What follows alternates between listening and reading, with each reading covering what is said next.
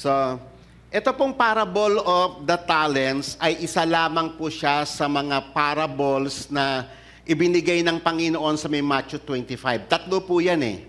Tatlo pong parables po yan. The parable of 10 virgins, natalakay na po natin yan sa may Zoom meeting. Ngayon, yung the parable of the 10 talents and the parable of the sheep and goats, natalakay na rin po natin yan. Sa Zoom meeting, puro parables. Ang gaganda po ng mga katotohanan na kahit ako, sa tagal ko ng pagtuturo, tinuro ko na rin yan noon dito, pero ibang-iba na po kasi yung pagtuturo ng banal na espiritu ngayon eh. Mas nagiging malinaw na sa atin yung mga katuruan, yung mga mysteries ng kingdom ng Panginoon ay mas hayag na siya sa panahon natin ngayon. So ngayon, yung Matthew 25, na merong tatlong parables, yun po ay sequel ng Matthew 24. Kung kayo po ay pamilyar sa Matthew 24, ang discussion po doon is about the major prophetic event na magaganap na very soon to come, no? Doon sa destruction ng Jerusalem noong 70 AD.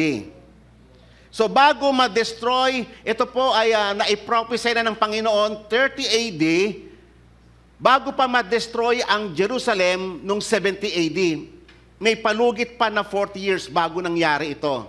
Sinabi na ng Panginoon in advance kung ano yung mangyayari. So, it's all about the destruction of Jerusalem, the outpouring of God's wrath on the apostate Jews because of the rejection of the gospel, the rejection of the kingdom of Christ, and the crucifixion of their Messiah.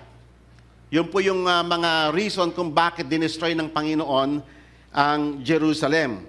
At ito pong parable of talents ay isa sa mga importanteng sangkap ipinakita doon, dito sa may parable na to, na ang Panginoon ay umalis lang siya, di ba? Na he was crucified on 33 AD and then ang Panginoon bumabalik siya hindi lamang sa end of time. Tatandaan ninyo yung pagbabalik ng Panginoon, it doesn't mean na sa last day pa. Si Christ ay dumadalaw siya from time to time to judge nations.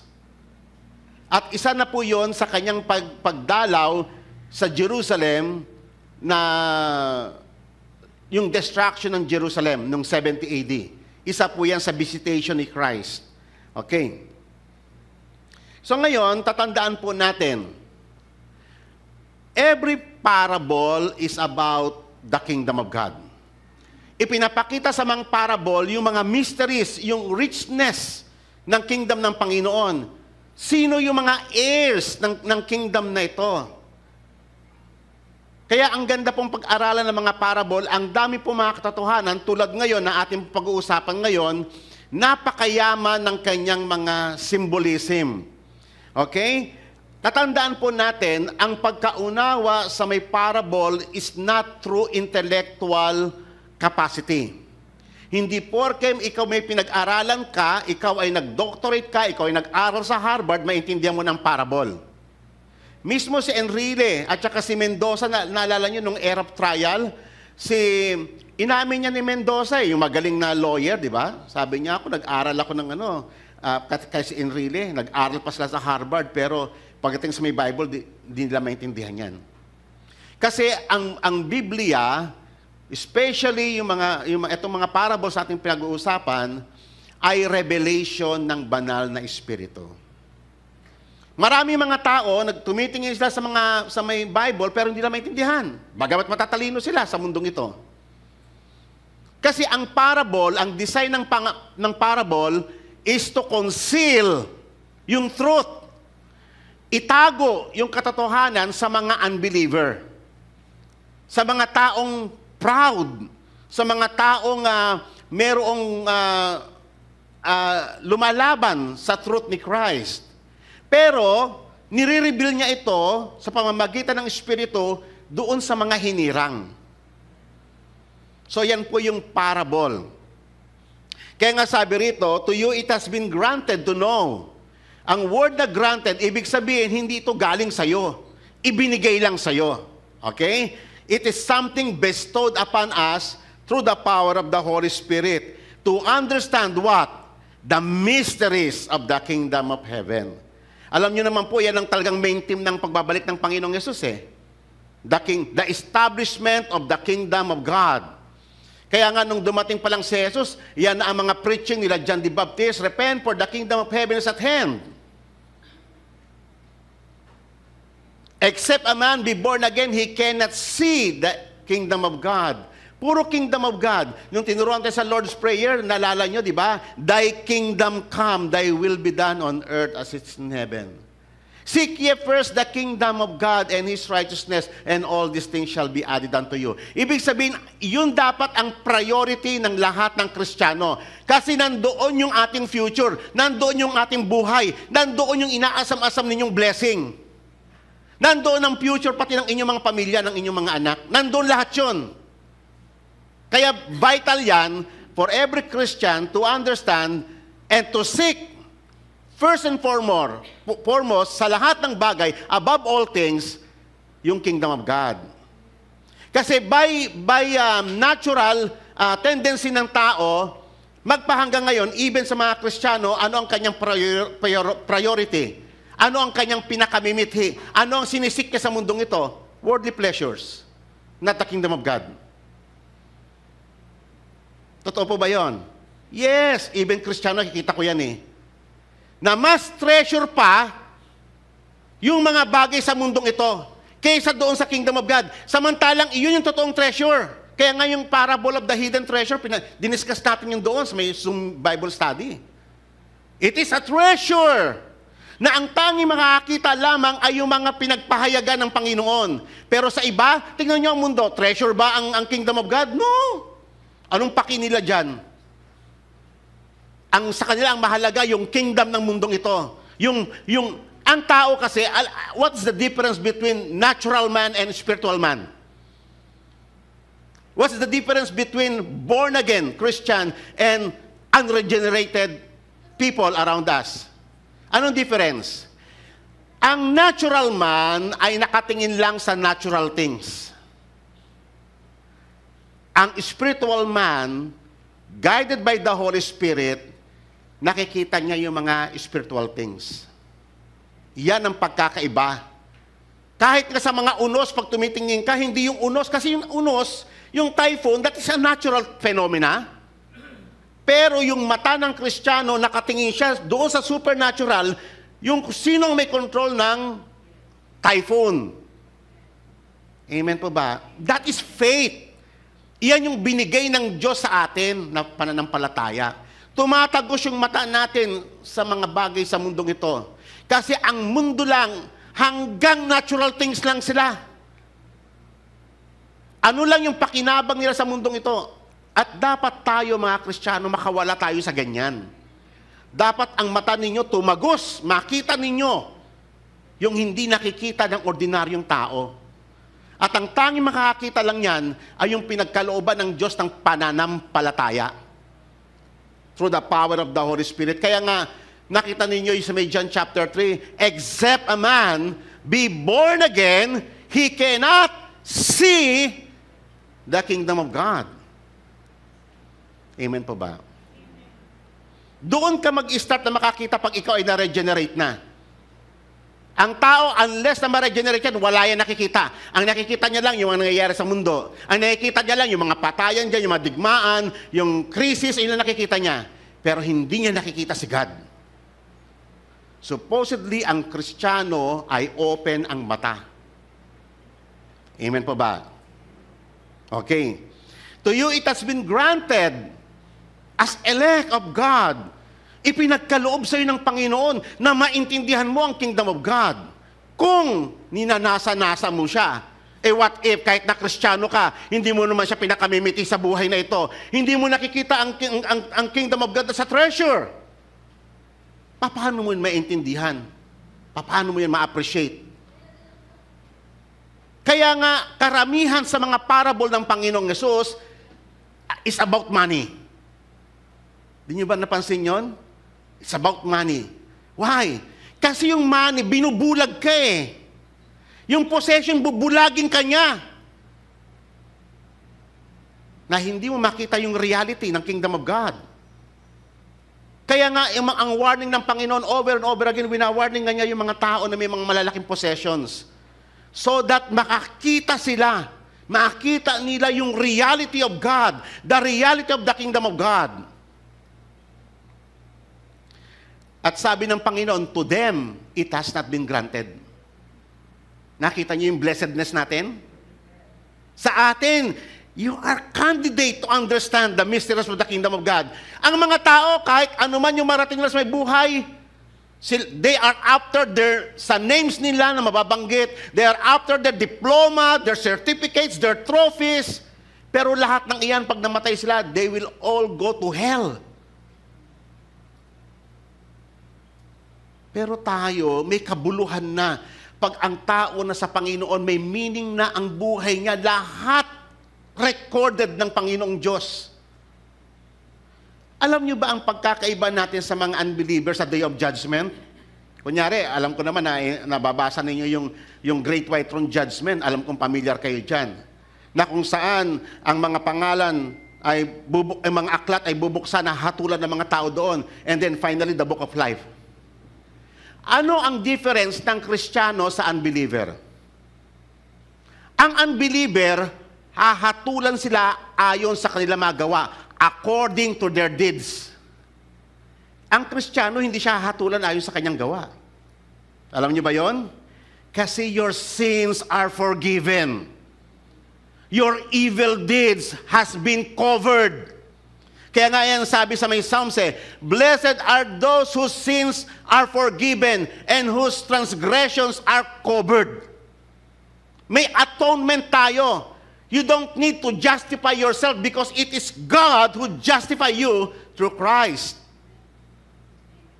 Kaya sa Day of Judgment, formally, nandoon lang tayo, bubuksan lang yung Book of Life, nakasulat na yung pangalan mo doon, o ito yung mga taong pinatawad, ito yung mga taong ginastify, ito yung mga taong tinubos, ito yung mga elect. Pero yung mga unbeliever, haharap sila sa Diyos. Wala silang atonement, wala silang covering. They are naked before God, samantalang tayo nakasuot tayo ng righteous garment. That's the difference. Hindi nyo nakikita yan sa treasure. Tatandaan ninyo lahat ng pursuit ng tao sa mundong ito, they will all perish.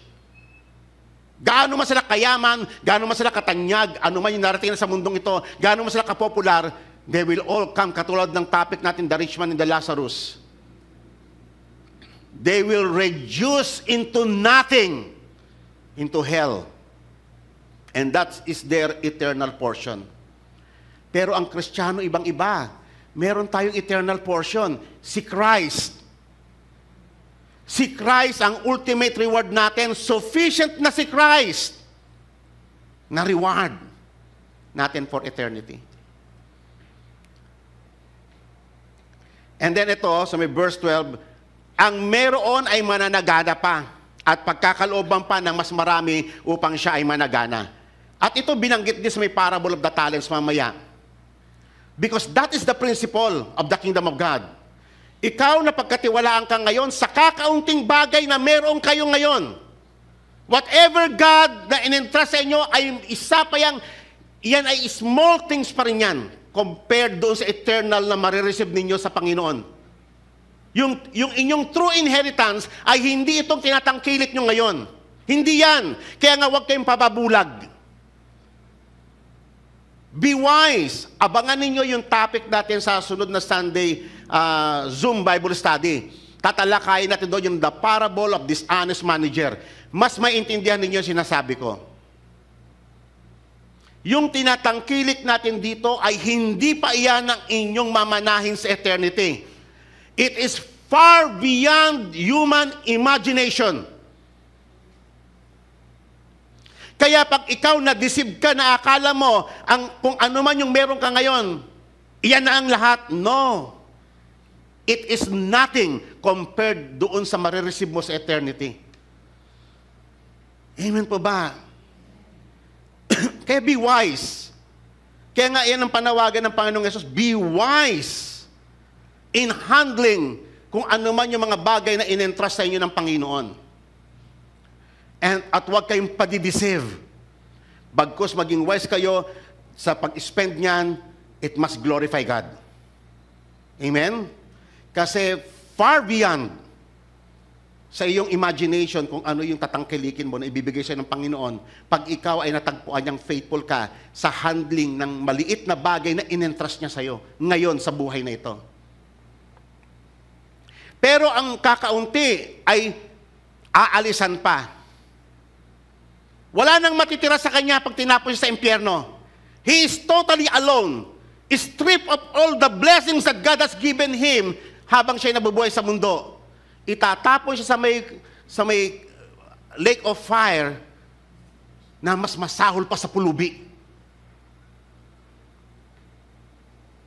Intindihin niyo po ito.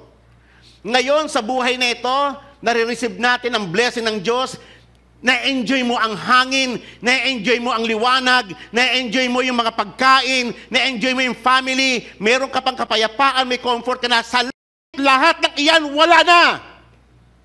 You are totally alone, reduced into ashes like a garbage. Kaya nga ang Gehenna ay ang tawag dyan is, ang ibig sabihin ng Gehenna is, alam mo yung Valley of Hinnom, yung tapunan ng basura. Ang tinatapon sa impyerno ay parang basura. Kaya nga sa may basura doon ka makakita ng mga bagay na sinusunog, mga bagay na worthless, mga bagay na inuuod. Actually, ganun-ganun yung idea ng impyerno.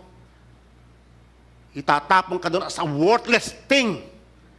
Wala ka ng significance, wala ka ng identity, wala ka ng pangalan, wala ka ng community. You are totally isolated for eternity. That is hell. Kaya nga sa may parable, madalas ninyong ma-encounter yan. Itatapon ang mga worthless slaves nito into outer darkness where there is weeping and gnashing of the teeth. Kapatid, hindi yun ang portion mo. Amen po ba? Hindi ka para doon. Yun ay para sa mga nag-reject ng gospel. Kaya nga, I admonish you, walk in a worthy manner of your calling. Now, huwag kayong pa-relax-relax. Maikli lang yung buhay natin sa mundo. Kakaunti lang, kakarampot lang. Ang buhay natin sa mundo parang shadow lang, parang anino. Ngayon malakas ka, bukas wala ka na. Mahina ka na. Amen po ba? Tumatanda na tayo. Kakaunti para tayong kandila na upos.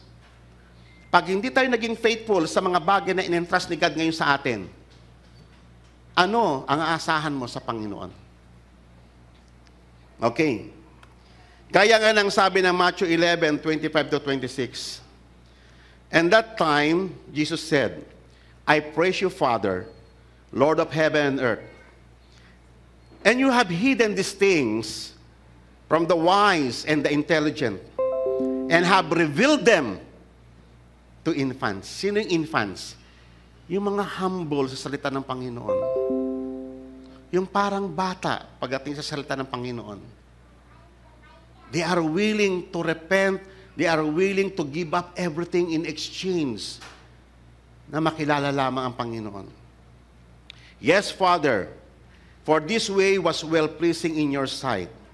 And then sabi sa may Isaiah 66 verse 2, But to this one I will look, to him who is humble and contrite of spirit, and who trembles at my word.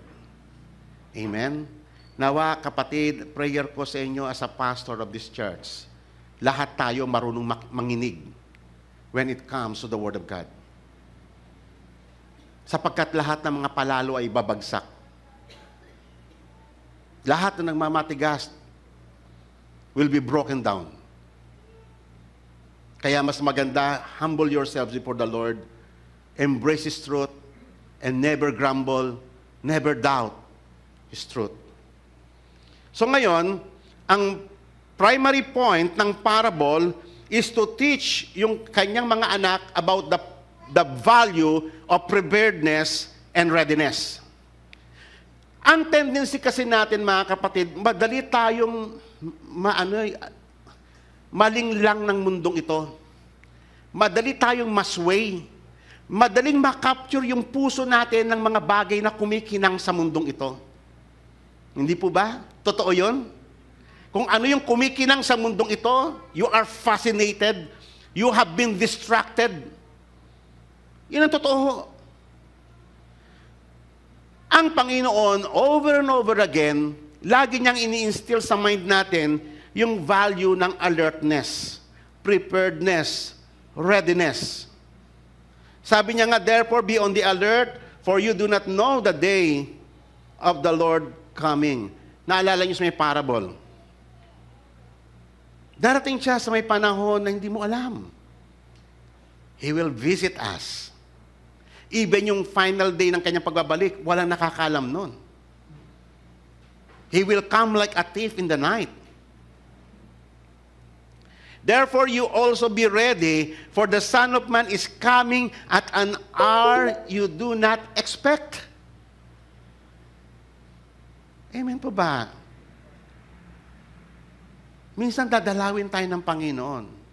He will visit us in judgment kung anong ginagawa natin.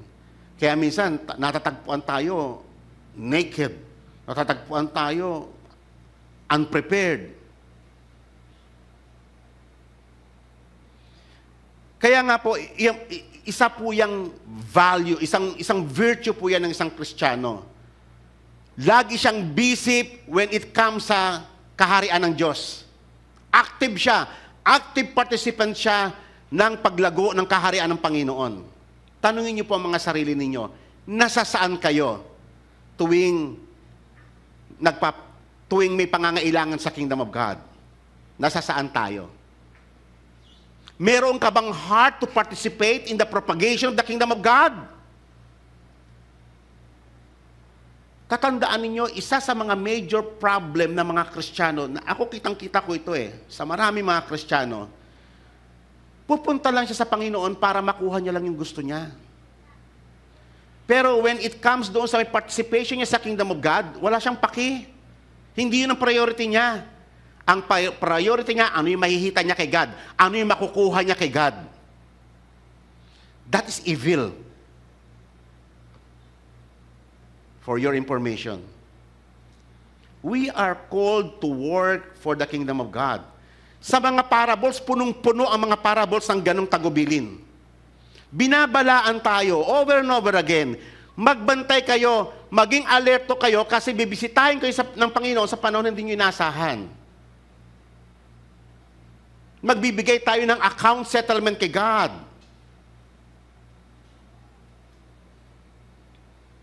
Amen po ba? So ngayon, importante po yan mga kapatid. Take heed of this instruction ng Panginoon. Okay, so let's go to the parable proper. So from verse 14 to 15, ganito po ang pagkakasabi.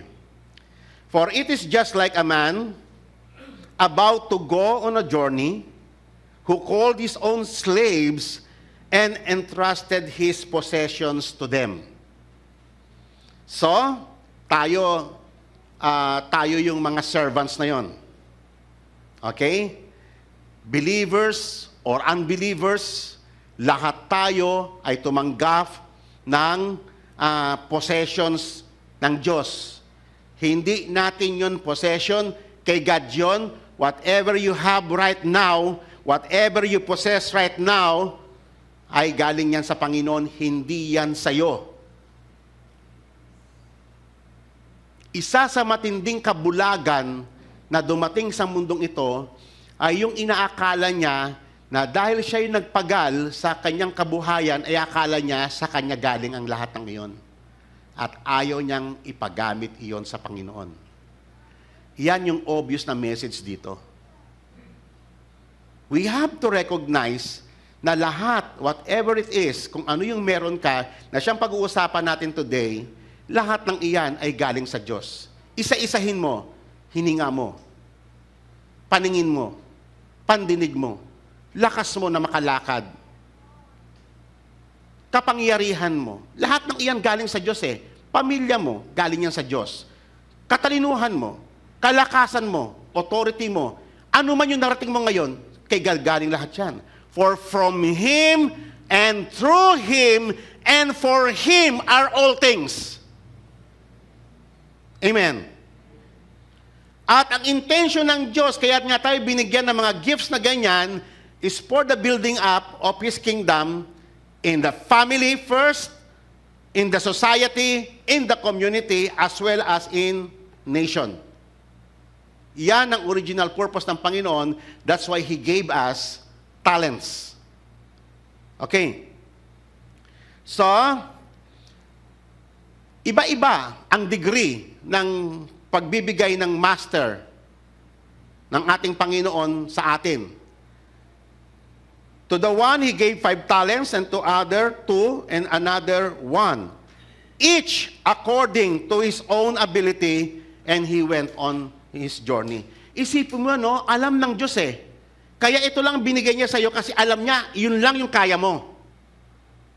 Alam ng Diyos. Kasi siya rin ang Diyos, tatandaan ninyo ha, pag ang Diyos kinumission ka, siya rin ang nagbibigay sa iyo ng kapangyarihan na gawin yun. Kasi tatandaan ninyo, tayo, by nature, we are barren. Amen. Whatever God commands us to do, si God din ang nagbibigay sa atin ng lahat ng opportunity, lahat ng lakas, lahat ng resources, galing din yun sa Kanya. Tandaan niyo po yan. Basic yan sa understanding ng Kanya mga parables. So, ibig sabihin, alam ng Diyos, siya yung nagdetermine. O, ito lang ibibigay ko sa iyo. Ito lang ibibigay ko sa iyo kasi iyon lang yung kaya mo. Amen. At si God, hindi kanya hanapan beyond sa binigay niya sa iyo. Amen po ba? Hindi ka hanapan ng Diyos. Hahanapan ka lang ng Diyos kung ano lang yung binigay niya sa iyo.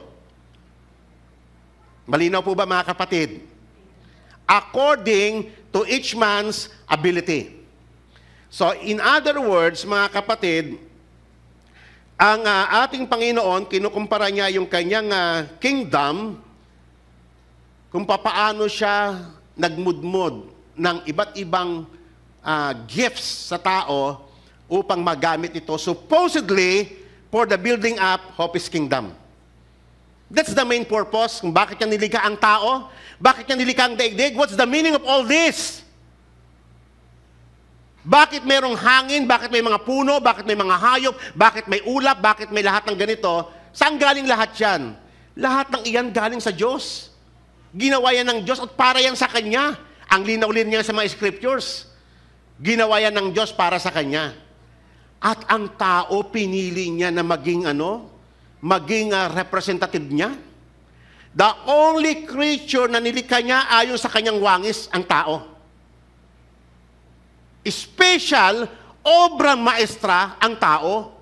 Siya lang ang may kakaibang katangian na tumanggap ng karunungan, kapangyarihan, ng ability to manage, ability to build, ability to think. Grabe ang capacity na binigay ng Diyos sa tao. Ang potentialities niya. Saan galing lahat ng knowledge? Saan galing lahat ng skills na meron kayo? Dahil sa iyo? Lahat ng iyan ay para sa Diyos. Kaya lang nakita nyo yung nung bumagsak ang tao sa kasalanan, ano nangyari? Ang tao nabulag na siya. Hindi niya na nakita ang reality. Hindi niya na nakita si God na owner ng lahat ng bagay. Ang akala na ng mga tao, dahil sa kanyang kasalanan, ako to, akin to eh. Akin tong buhay na ito. Kung ano man yung gusto ko sa katawan nito, gagawin ko. Kaya kung magpapa-abort ako, walang pakialam kung sino man. Katawan ko ito. Ganyan mag-isip na ang mga tao ngayon. My body, my choice. Magpa-abort man ako ngayon, if magpa-transform ako ng aking genitals, my body, my choice. Walang pakialam dyan ng ano. Ganyan katindig, ganyan ka-deprive ang isip ng fallen man. Depravity. Hindi na kinikilala ang Diyos. So dito sa may parable, nire-remind tayo once and foremost, ay ang Diyos ang pinagmula ng lahat ng meron tayo at ito ay in-entrust lang. Ibig sabihin, tayo ay stewards lang whatever na meron tayo sa mundong ito. Amen po ba?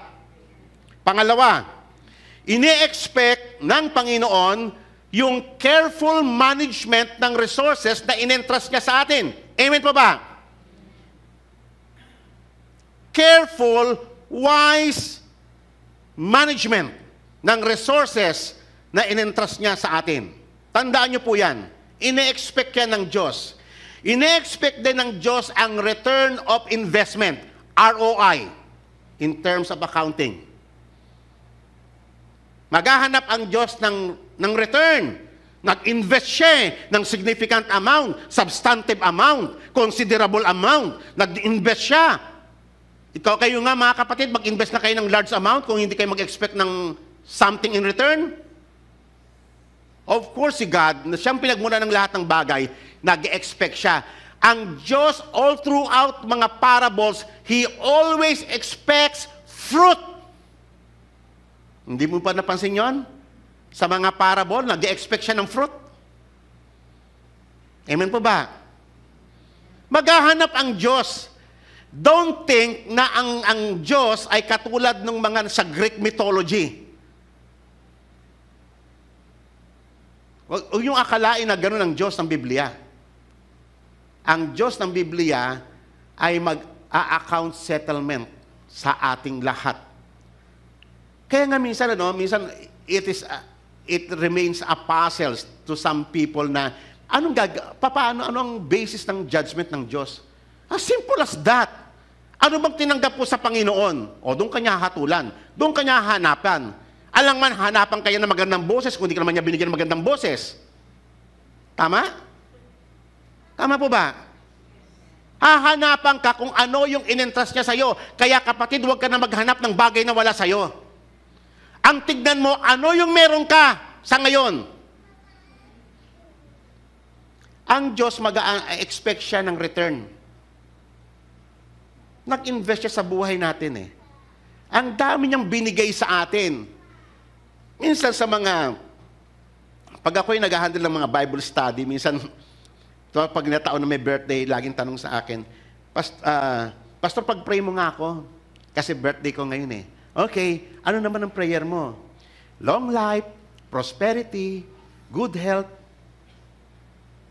Nakita mo paano Ang mundo, self-seeking lang eh. Saan niya gagamitin ng long life? Para saan yon? Para sa advantage niya. Saan niya gagamitin yung prosperity na hinihingi niya? Para sa kanya. To indulge himself. Puro kanya.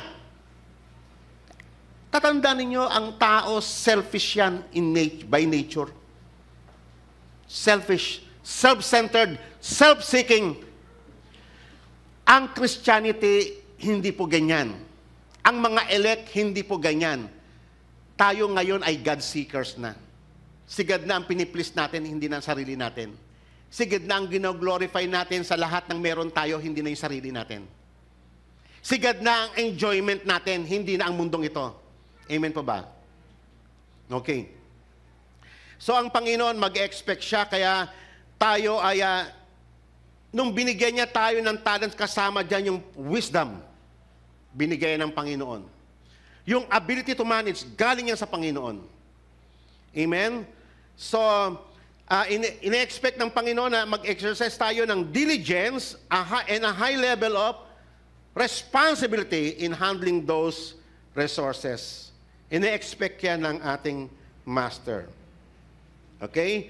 So, tatandaan natin, ang mga gifts natin ay binigay ng Panginoon according to each one's ability, at ito ay stewardships lamang sa atin. In-entrust ito ng Panginoon, hindi for safekeeping. Ito ay in-entrust ng Panginoon so that it will multiply in our lives. Whatever God invested in us, nais ng Diyos na ito ay mag-multiply for the glory of God. Amen pa ba? For the glory of God. Binigyan ka ng Diyos, anong ability meron ka sa mundong ito? Para sa Diyos yan, yan para sa iyo lang. Bagamat tayo ay nakikinabang sa mga binigay ng Diyos sa atin na katangian, nakikinabang tayo ngayon, but don't ever forget that yan ay sa Diyos. At hahanapan ka ng Diyos ng bunga dyan. Nag-expect siya ng ano yan, na mag-multiply yan. Hindi yan dapat stagnant. Dapat magamit yan for the purpose of God. Whatever it is. Mamaya papunta tayo dyan. Okay. So, ang main focus ng parable na ito is accountability, responsibility, and productivity. Uulitin ko. Ano yung importanteng points na pag-uusapan ngayon? Una, yung responsibility, accountability, kasi mag-account settlement ka kay God. You must be responsible kung ano man tinanggap mo ngayon. You must be understand that you will settle an account to God someday. And productivity. Every Christian na tinawag ng Panginoon, tatandaan ninyo, every Christian na tumanggap ng Holy Spirit ay ine-expect na mamumunga. Alam nyo ba, ganito yan eh. You cannot separate yung salvation sa fruit. Ano ang ibig kong sabihin? Pag ikaw ay naligtas ka, hindi lang naman niligtas ka ng Panginoon sa puot niya eh. Hindi lamang nailigtas ka sa impyerno, hindi lang ganun yun. Kaya ka naligtas kasi isinugo sa'yo, pinatawad ka ng Diyos, unang-una, kinover niya yung sin mo, and then God sent forth His Spirit upon us. Okay? Ang trabaho ng Holy Spirit is to apply all the benefits of Christ sa'yo. Uulitin ko, ano ang trabaho ng Holy Spirit? Yung lahat ng benefits ng work ni Christ sa cross, ay iyon ang i-apply niya sa atin. Kaya, ang binigay ng Panginoon sa atin is the Holy Spirit. Okay? At ang Holy Spirit ay magtatrabaho sa atin. Kalakip ng kaligtasan, yung pagka-open ng mata, pagkaunawa, kalakip, lahat trabaho ng Holy Spirit yan eh. Di ba? At ang Holy Spirit, pag dumating sa iyo, meron siyang mga trabaho na gagawin. Yung buhay na ito, itatransform niya ito, itatranslate niya yung ating buhay para tayo makarating sa glory. So therefore, ang Kristiyano na tumanggap sa Espiritu, mamumunga siya at mamumunga dahil ang Holy Spirit ay present sa kanya. Walang Kristiyano na hindi namumunga. Ang tao na walang Espiritu ay baog. He cannot bear fruit. Kaya nga sinabi nga ni Christ, without me, you can do nothing. Amen. Kaya ibinigay ang Holy Spirit. Kaya kung ikaw, wag mo akalain na ang Holy Spirit, ang trabaho niya lang ay puro speaking tongues lang. Gaya ng ginagawa ng ibang mga tagapagturo rito. No. Ang main goal ng Holy Spirit is help us to bear fruit for the glory of God. Magtatrabaho at magtatrabaho siya, magpuproduce siya ng fruit, yung required ng Panginoon. Kasi we cannot, by our own self, we cannot produce fruit. Okay. So, expectin niyo po yan. Ngayon, ito po yung tanong dito, no? Puntahan muna natin, what is a talent? Kasi baka mamaya akalain ninyo yung talent, yung exceptional human ability. Diba? Yung magaling kang kumanta, yung magaling kang sumayaw, magaling ka sa sports. Hindi po yun ang pinag-uusapan natin talent dito. Ang talent na pinag-uusapan natin dito is a unit of measurement. Timbang. Lahat ng mga, kung kayo po ay familiar sa construction ng tabernacle sa Old Testament, lahat doon ng either gold or silver was measured by talents. Okay? What is a talent? A talent refers to a unit of measurement, often used to weigh out silver or gold. Ngayon, ang tanong dito, gaano kabigat itong one talent? Gaano kalaki, gaano kamassive itong one talent? Yan ang isang tanong. Ngayon, sabi nga doon sa may Exodus chapter 37, verse 24, nagpagawa ang Diyos ng golden lampstand. Ito po yung golden lampstand. Yan. Yang kabuuan na yan, yung golden lampstand na yan, pure gold po yan. May kasama pa yung trimmer, may kasama pa yung parang platito na yung lagayan ng oil, may mga kasama pa yan.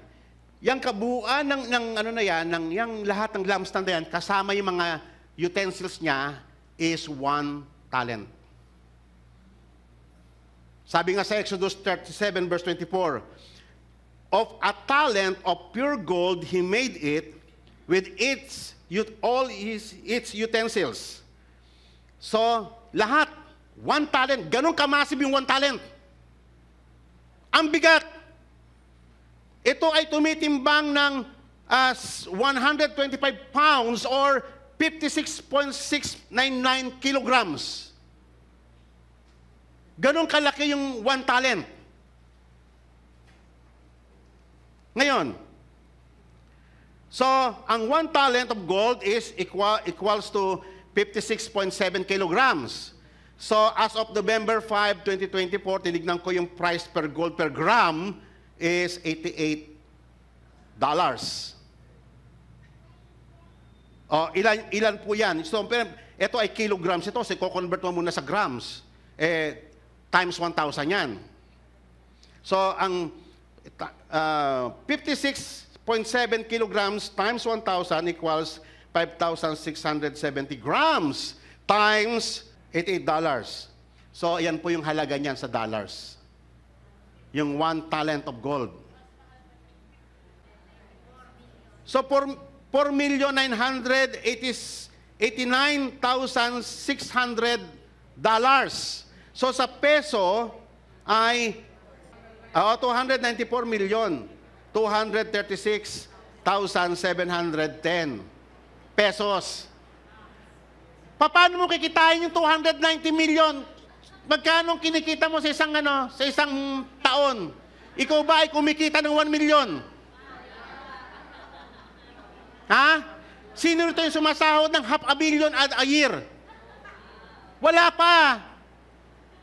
Isipin mo, gaano kamasib yung 1 talent na in-entrust ni God sa atin, ibig sabihin, buong buhay mo,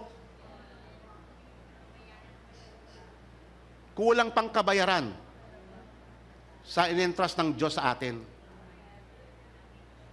So, therefore, what does it mean? Ang 1 talent ay yung common gift na tinanggap ng lahat ng tao, whether good or bad, whether Christian or non-Christian, whether believer or non-believer. Basic yan sa lahat.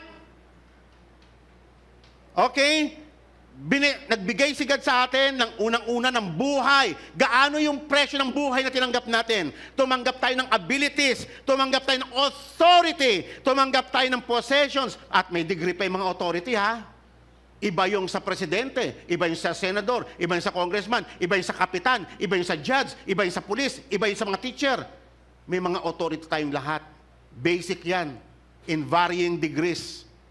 Tumanggap tayo ng potentialities, napakaraming potentialities. Tumanggap tayo ng positions, influence, power, wisdom in every field of knowledge, health, and strength, and time. Basic yan sa lahat. So therefore, lahat ng tao, whether Christian or non-Christians, ay tumanggap ng 1 talent. Amen po ba? Hence, all men are accountable to God. Amen po ba? Massive yung investment ng Diyos. Sa Kanya galing lahat yan eh.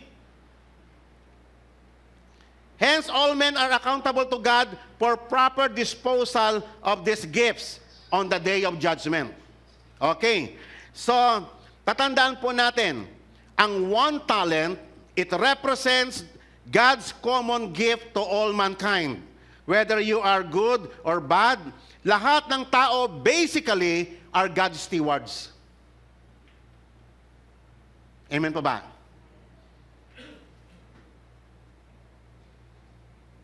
Lahat ng tinanggap mo, pananagutan mo yan sa Panginoon, paano mo yan in-administer? Okay? Binigyan ka niya ng lakas, anong ginawa mo sa lakas na binigay ko sa iyo? Binigyan kita ng mga anak, anong ginawa mo sa mga anak na binigay ko sa iyo? Binigyan kita ng asawa, anong ginawa mo sa asawa mo? Binigyan kita ng mahabang buhay, anong ginawa mo sa mahabang buhay? Binigyan kita ng mga resources, binigyan kita ng talents, itinaas kita, ginawa kitang ganitong position mo sa trabaho mo. Anong ginawa mo sa lahat ng yan? Diyan ka hahanapan ng Diyos ng ano hahatol niya sa iyo. Hindi ka niya hahanapan ng wala siyang binigay sa iyo. Amen. Malaki ang investment ng Diyos sa ating lahat. Kaya akala nyo yung one talent, simple lang yon. Nagkakamali po kayo.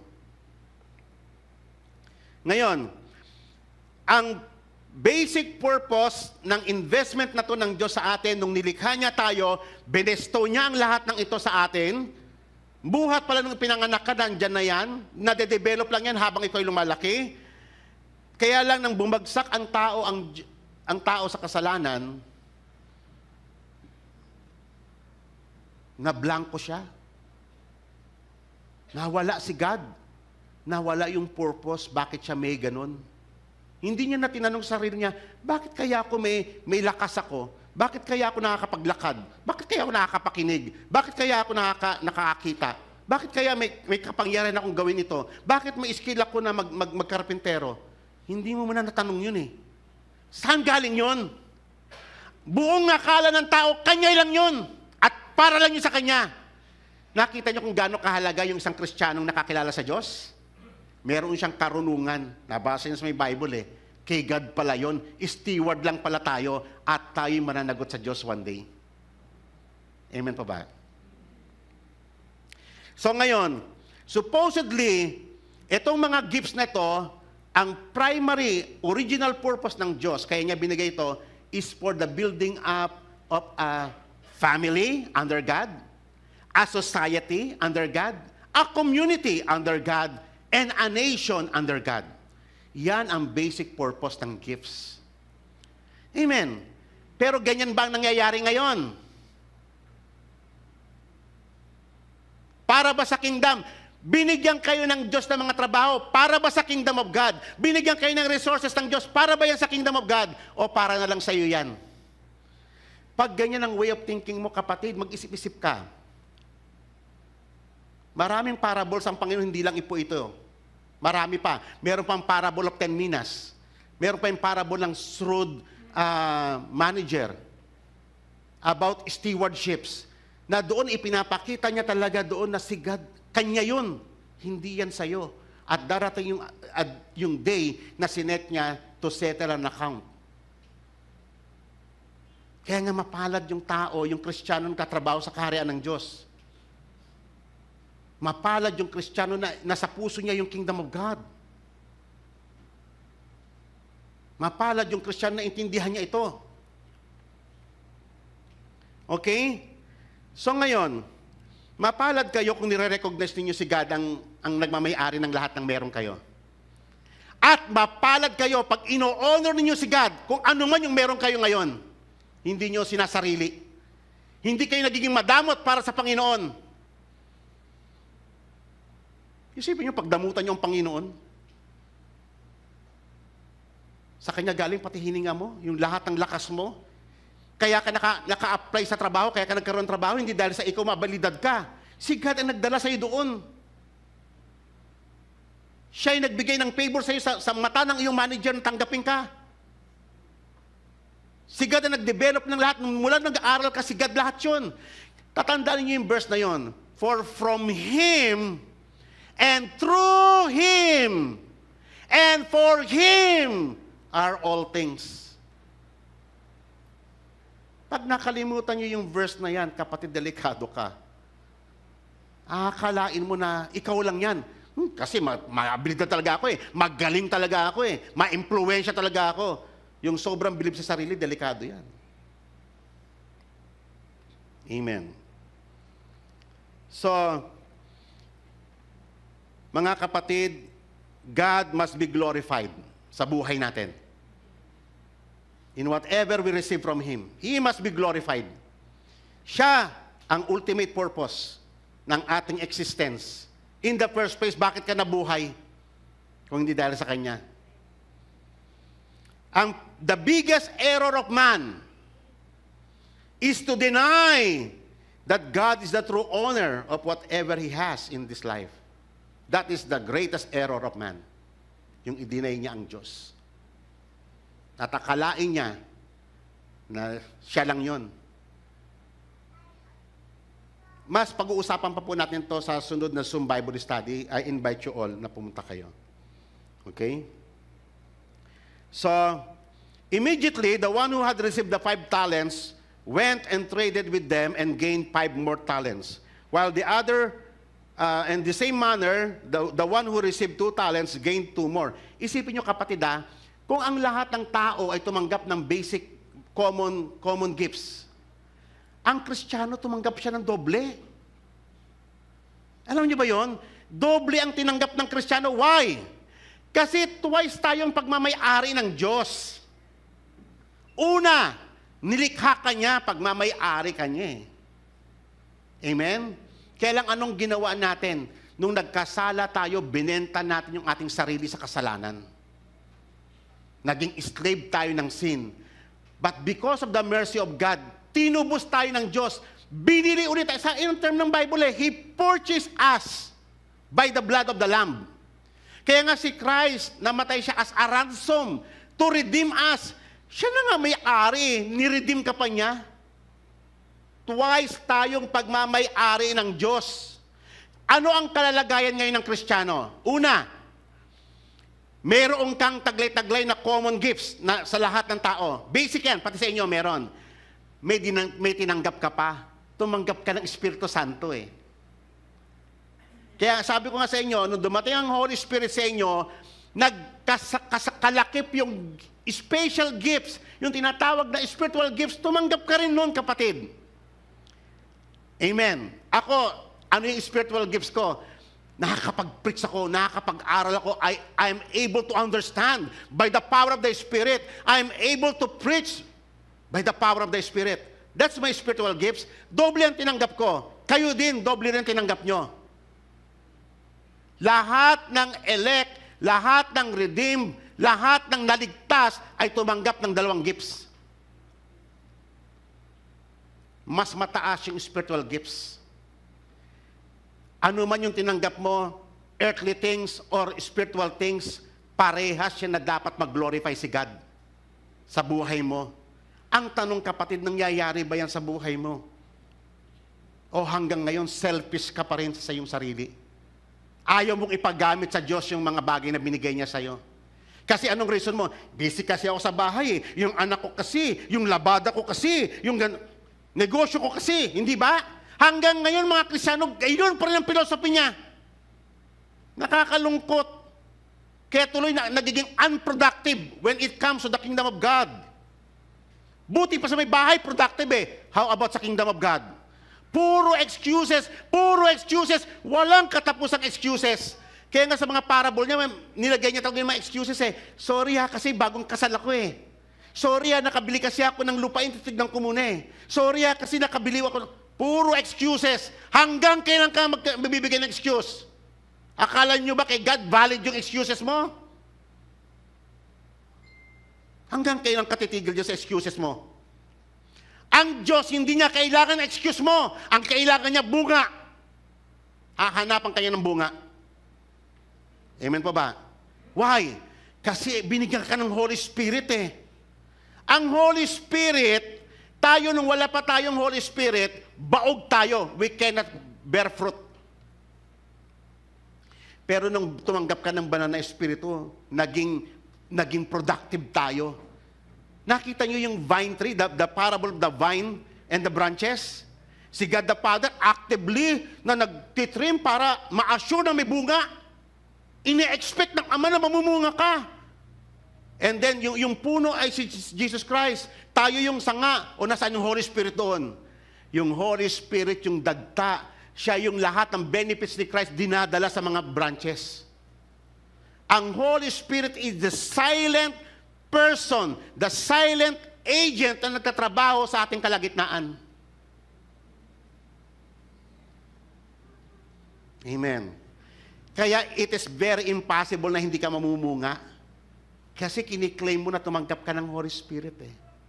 Doble.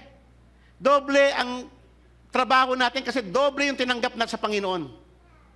Amen po ba?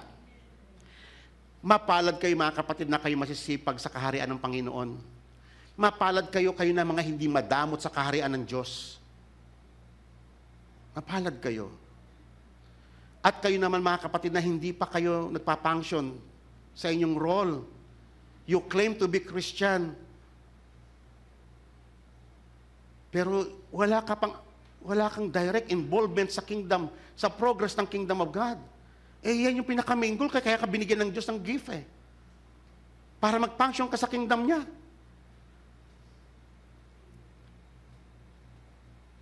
Tatandaan po natin, mga kapatid, lalo na ngayon tayong ligtas na, tayong tumanggap ng Espiritu Santo, doble ang tinanggap natin na gift sa Panginoon, ine-expect talaga ng Diyos na tayo ay magbe-bear fruit.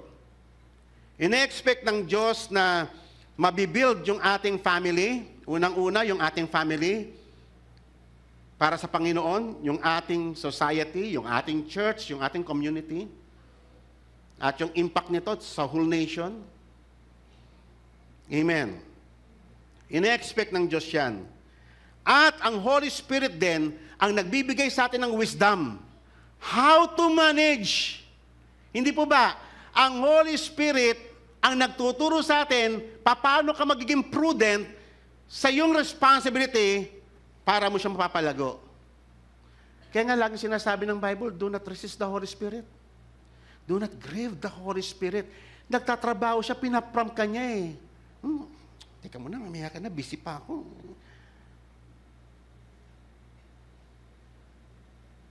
Amen. Hanggang kailan mo i-reject ang tinig ng banal na Espiritu? Hanggang kailan mo siya ignore? Eh Lord, kasi, kaya ako din nagbabasa ng Bible kasi malabo talaga mata ko eh. Pero Facebook, nakakapagbasa ka, updated ka sa Facebook. Pagbabasa ng Bible, ang daming excuses eh. Amen. Sino rito hanggang ngayon yung nagbabasa ng Bible? Basic yan eh, sa Christian eh. Eh kasi, Pastor, ganito. Ang daming dahilan. Kasi Pastor, di ako makatulog, kailangan ko uminom ng beer kasi kailangan makatulog ako. Daming dahilan. Hanggang kailan ka magdadahilan? Hindi kailangan ng Diyos ang dahilan. Ang kailangan niya, fruit. He doesn't need excuses. Tayo minsan nakagawian natin yun eh. Ipinagliliban natin yung gawain ng Panginoon kasi minsan ang tingin mo sa gawain ng Panginoon parang irrelevant, insignificant.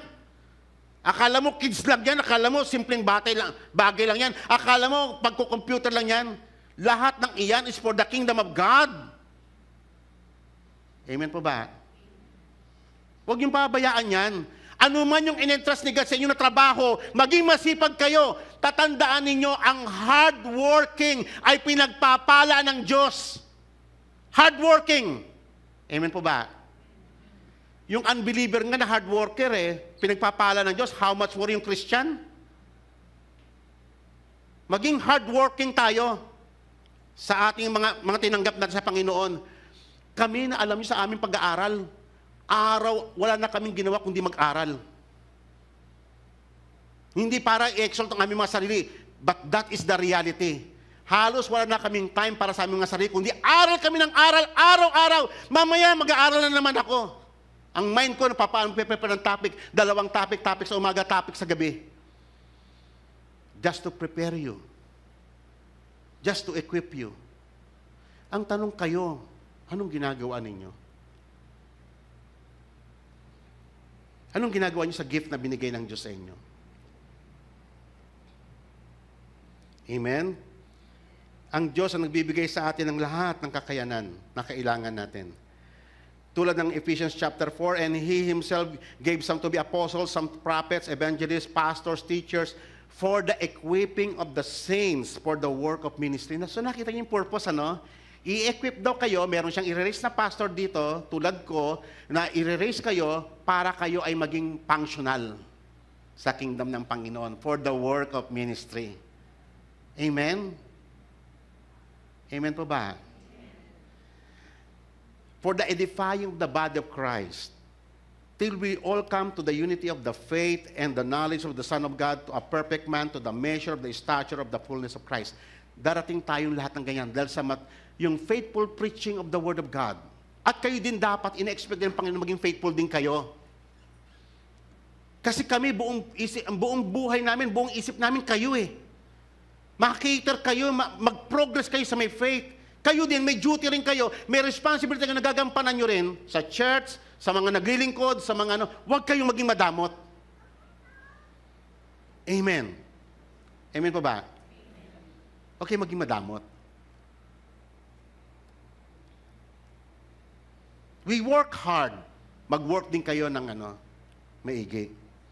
So that we should no longer be children tossed to and fro and carried about with every wind of doctrine by the trickery of men in the cunning craftiness of deceitful plotting, but speaking the truth in love may grow up in all things into him who is the head, Christ, from whom the whole body joined together and knit together by what every joint supplies according to the effective working by which every part does its share.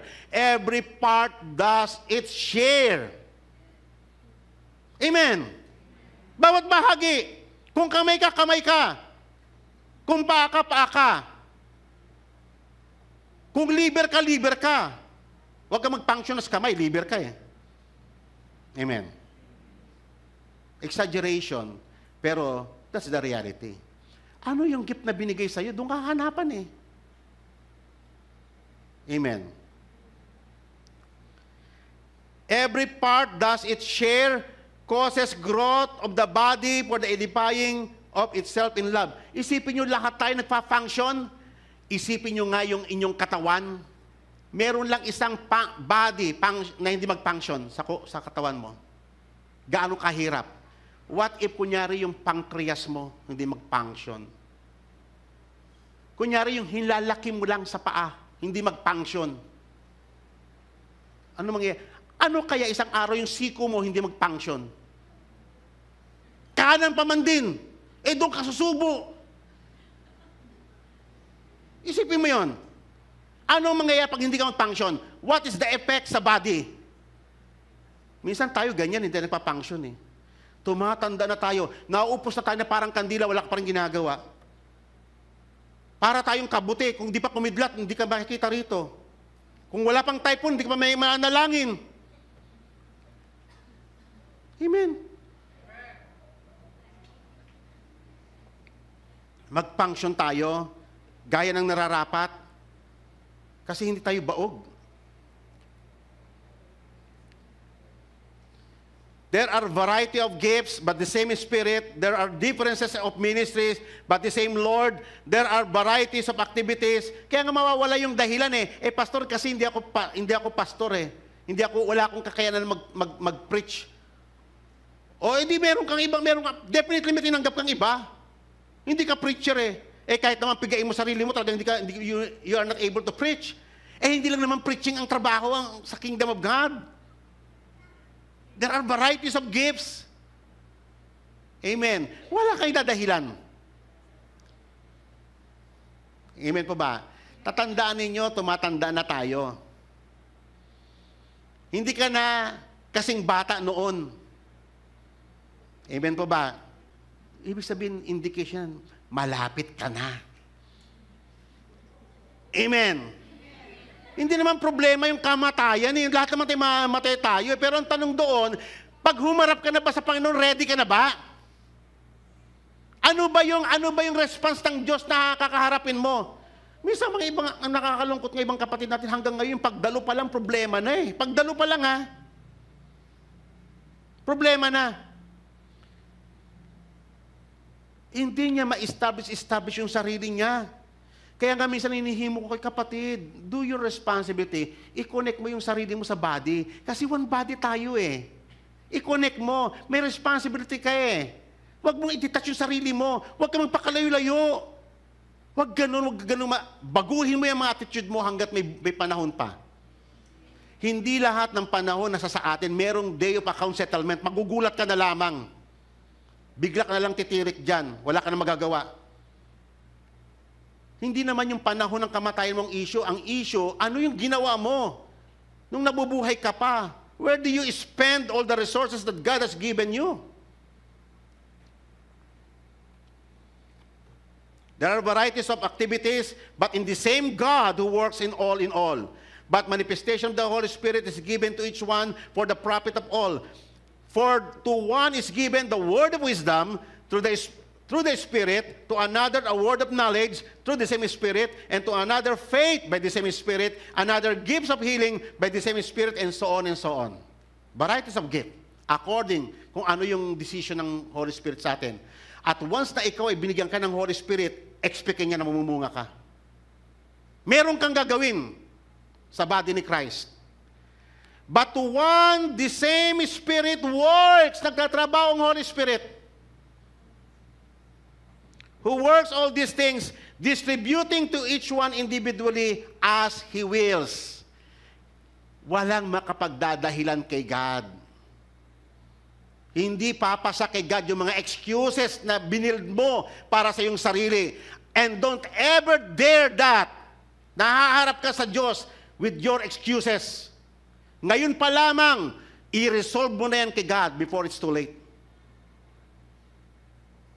Kasi pagharap mo doon sa Kanya, speechless ka na. So anong ginawa? Yung dalawa, binigyan ng 5, yung isa binigyan ng 2, naging productive, namunga, nagmultiply. Tayo, basically lahat tayo tumanggap tayo ng 2 gifts. Eh sino tumanggap ng 5 gifts? Of course, yung mga apostles yan. Yung mga evangelists, yung mga world, malaki ang contribution nila sa may bayan.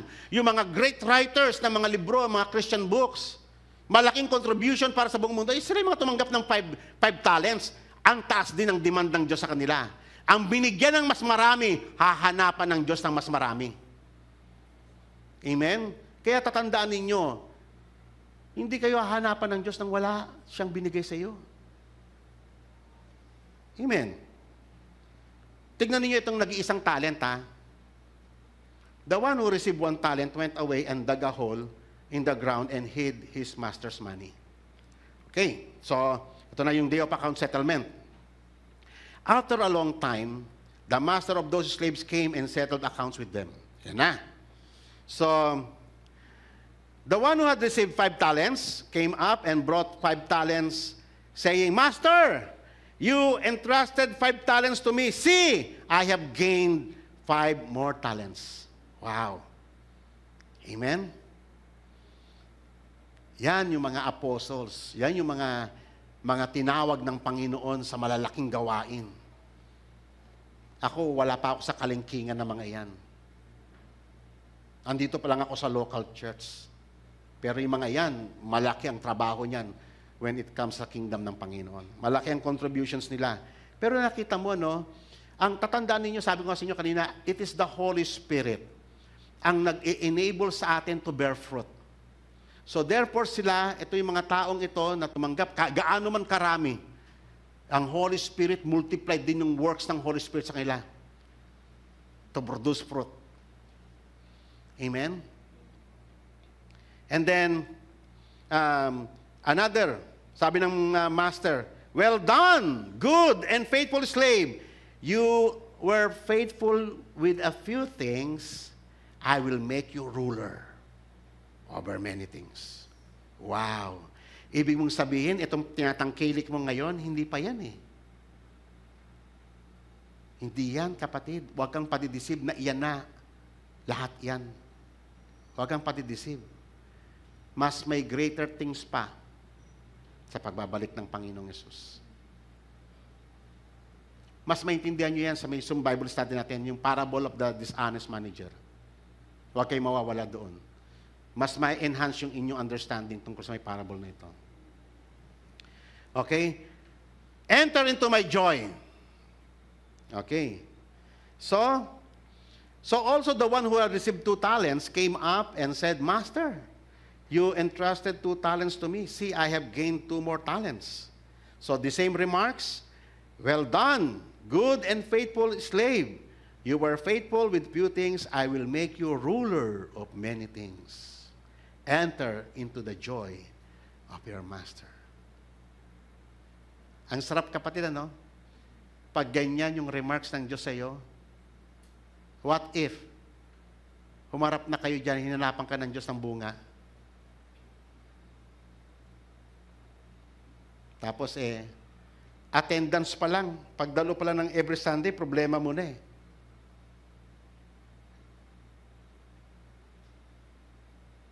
Amen? Pagdalo pa lang ha.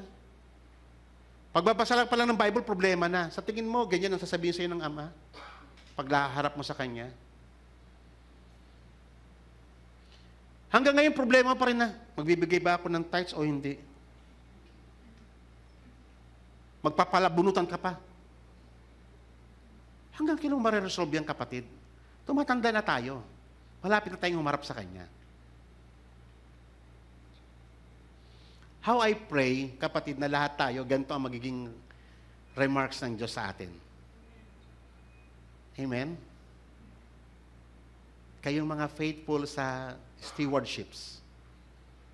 Tatandaan ninyo, hindi tayo nagtuturo ng salvation by works here. Ang bunga ay manifestation na ikaw ay ligtas. The fact na wala kang bunga, isa lang po ibig sabihin yan, hindi ka ligtas. Why? Kasi kaya ka mumungad because of the Holy Spirit in you eh. Kaya ka naligtas kasi yung Holy Spirit ibinigay sa'yo to apply all the benefits of Christ in you. Amen. So it is not a debate. Automatic yan. Hahanapan ka ng bunga. Tatandaan po natin, the key to productivity is the presence of and works of the Holy Spirit in the life of every elect. He enables man to bear fruit. Without Him, man is barren by principles. Man is insufficient by himself. Hindi natin kaya.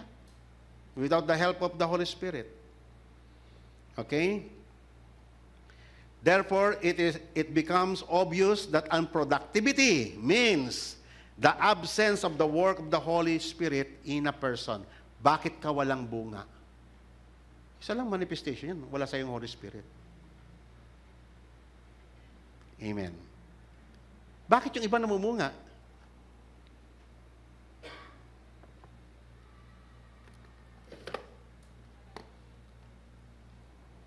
Yan.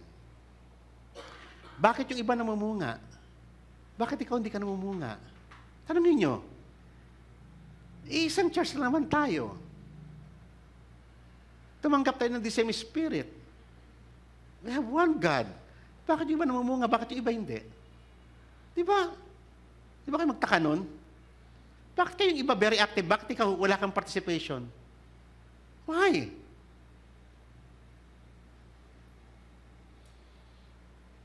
Mag-isip-isip po kayo, kapatid.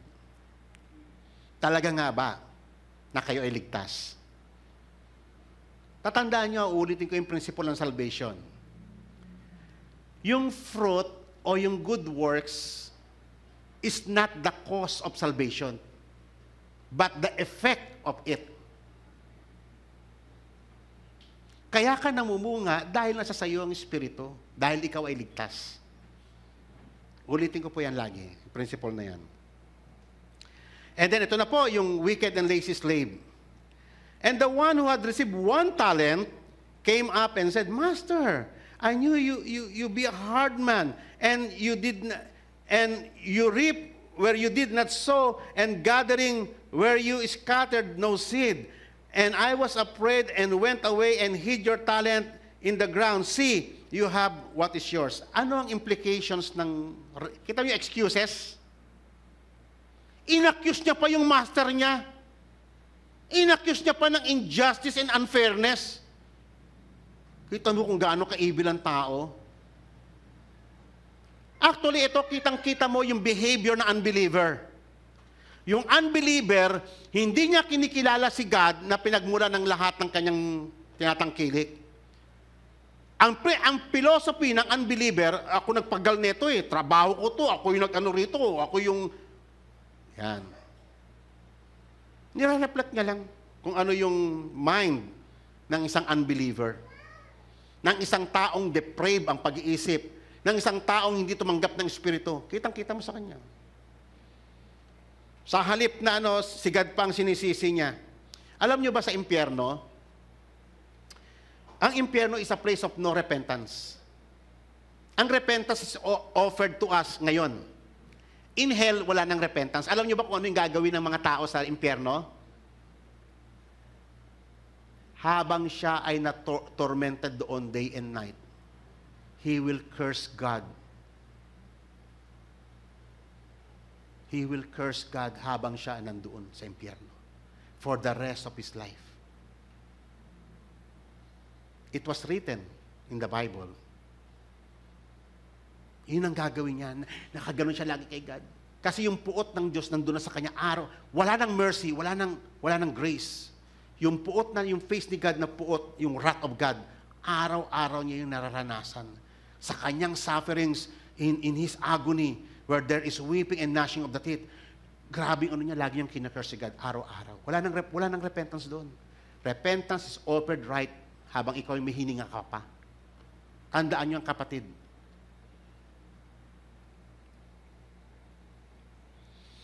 Nakita niyo doon, ayaw niya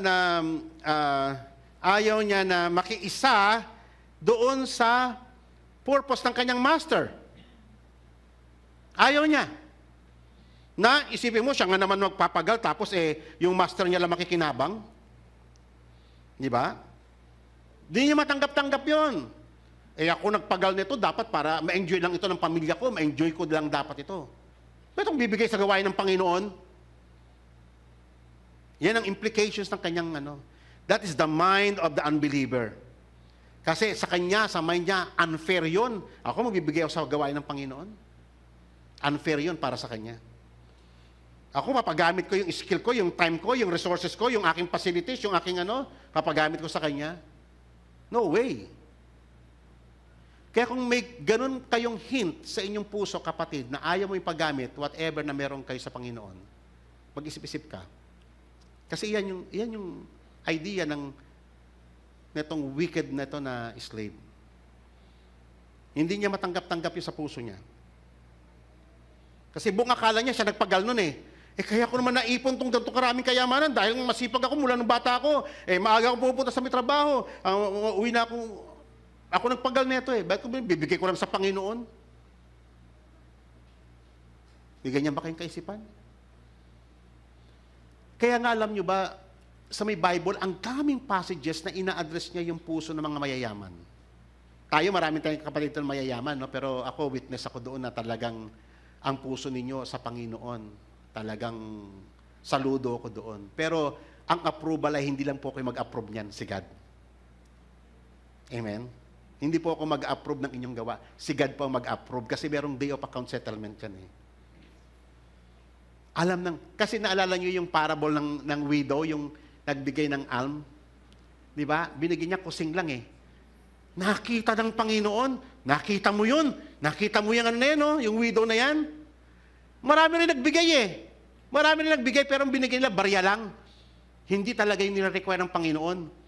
Ang nakita ng Panginoon, yung babaeng balo, kusing lang ang binigay niya pero yun ang buong buhay niya. Ibinigay niya ang lahat. Akala niyo ba, porque nagbigay kayo, okay na yon sa Panginoon? Hindi. Si God ang mag-approve. Buti sana kung ako lang mag-approve sa inyo, okay na O sige, check, sister, check. Brother, sister, pasado, 10%, 100% ka. Kaso hindi ako mag-approve, kapatid. Ako ay kapwa nyo rin na steward lang din, nahaharap din sa Panginoon, magbibigay sulit din. Pastor Jess, anong ginawa mo sa congregation? Inabuso mo ba yung kapangyarihan mo bilang pastor? Yan, sulit yun sa akin ng Panginoon. Amen. Kaya nga ako rito, kapatid, hindi ko ginagamit ang pulpit para magparinig sa inyo ng pangangailangan ko. Natuto akong tumawag sa Panginoon. Natuto akong magtiwala sa Panginoon. Amen pa ba? Hindi niyo ako naringgan. Matagal na akong pastor dito, hindi niyo naringgan na nagparinig ako sa inyo. Kasi natatakot ako sa Diyos. Hindi ko ina-abuse yung kapangyarihan ko bilang isang pastor. Amen. So, But his master answered and said to him, "You wicked, lazy slave, you knew that I reap where I did not sow and gather where I scattered no seed. Then you ought to have put my money in bank, and on my arrival, I would have received my money back with interest." So nakita nyo na ang Panginoon, wala kang idadahilan sa Kanya eh. Hahanapan Kanya talaga ng bunga. Hahanapan Kanya talaga.